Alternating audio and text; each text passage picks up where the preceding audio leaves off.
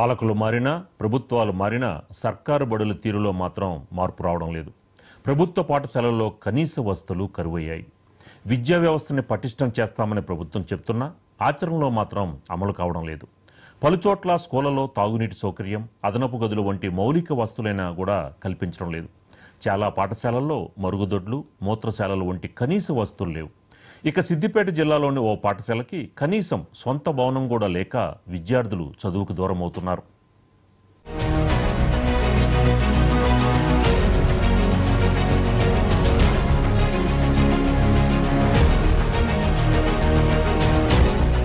విద్యా వ్యవస్థను పటిష్టం చేస్తామని ప్రభుత్వం చెబుతున్నా ఆచరణలో మాత్రం పరిస్థితులు వేరుగా ఉంటున్నాయి.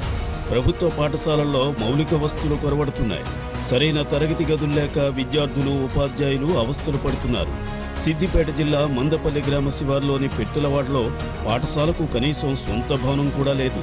అంగన్వాడీకి వెళ్లే పిల్లలు మొదలుకుని 8వ తరగతి వరకు చదువుకునే విద్యార్థులెందరో. వీరిలో కొందరు ఆటోలో, మరికొందరు నడుచుకుంటూ ప్రతిరోజు 4 కిలోమీటర్లు చదువుకోవడానికి వెళ్తున్నారు. మరికొందరు నిరుపేద కుటుంబాలకు చెందిన చిన్నారులు ఆటోలో వెళ్లలేక విద్యకు దూరమవుతున్నారు. మాకు దూరం అవుతుంది బడి. స్కూల్ కి పోవాలంటే ఆటో కిరాయిలు, పైసలు, డబ్బులు లేవు మా దగ్గర. అందుకే పోతలేము. నేను చదువుకోవాలనుకుంటున్నాను.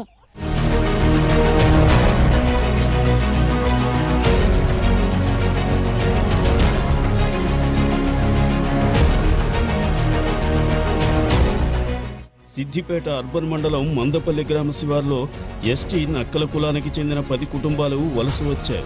అడవిలో గుడిసెలు వేసుకుని నివాసం ఏర్పాటు చేసుకుని జీవిస్తున్నారు. ప్రస్తుతానికి 100 కుటుంబాల వరకు ఇక్కడ నివసిస్తుండటంతో ఆ ప్రాంతానికి పెట్టెలవాడగా గుర్తింపు వచ్చింది. 100 కుటుంబాలకు గాను పెద్దలు, పిల్లలు కలుపుకుని మొత్తం 400 మంది పిల్లలు ఉన్నారు. ఇక్కడ పిల్లలకు చదువుకోవాలని ఉన్న పాఠశాల లేక 1వ తరగతి నుంచి 8వ తరగతి చదువుతున్న విద్యార్థులు 4 కిలోమీటర్ల దూరం వెళ్లాల్సి వస్తోంది. దీంతో వారికి కష్టాలు తప్పడం లేదు. మేము ఇప్పుడు వచ్చి 6 సంవత్సరాలు అయ్యా. మేము వచ్చి మా పొరాలకు బడి లేదు. మాకు డబుల్ బెడ్రూమ్ ఇస్తా అని సార్ తోలుకొచ్చిండు. మన మాణికరెడ్డి సార్ తోలుకొచ్చిండు. ఈయనే పెట్టిండు.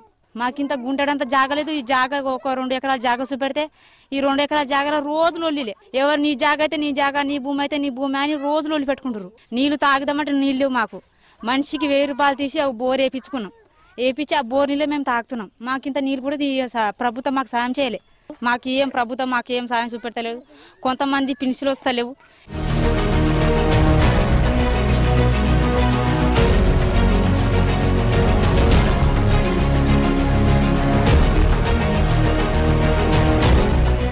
తమ కాలనీలో ప్రభుత్వ పాఠశాల లేకపోవడంతో పిల్లల్ని చదివించుకోలేకపోతున్నామని విద్యార్థుల తల్లిదండ్రులు ఆవేదన వ్యక్తం చేస్తున్నారు. కనీసం ఇక్కడ అంగన్వాడీ కూడా లేదని చెబుతున్నారు. 2 సంవత్సరాల క్రితం వరకు ఇక్కడి ఓ ఇంట్లోనే 2 ఉపాధ్యాయులు విద్యార్థులకు పాఠాలు చెప్పేవారు. కానీ పాఠశాలకు కనీసం భవనం కూడా లేకపోవడంతో వారిద్దరూ వేరే చోటకు బదిలీ అయ్యారు. ఇప్పటికైనా పెట్టెలవాడలో పాఠశాలను ఏర్పాటు చేయాలని కోరుతున్నారు కాలనీవాసులు.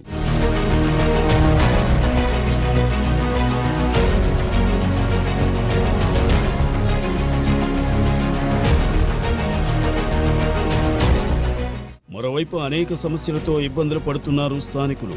కొందరు ప్రభుత్వం నిర్మించి ఇచ్చిన డబుల్ బెడ్రూమ్ ఇండ్లలో నివసిస్తున్నప్పటికీ మరో 80 మంది మాత్రం గుడిసెల్లోనే నివాసం ఉంటున్నారు. ఈ కాలనీలో డ్రైనేజీలు, సీసీ రోడ్లు, విద్యుత్ సౌకర్యం కూడా సరిగా లేకపోవడంతో నానా అవస్థలు పడుతున్నారు.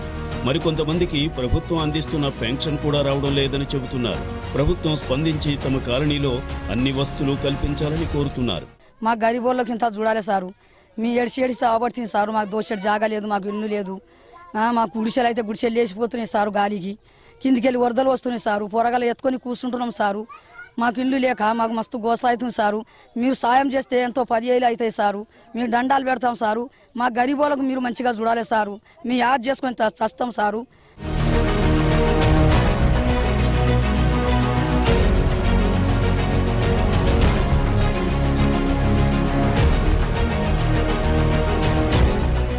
ఇప్పటికైనా ప్రభుత్వం స్పందించి ఇక్కడ పాఠశాల భవనాన్ని నిర్మించాల్సిన అవసరం ఉంది.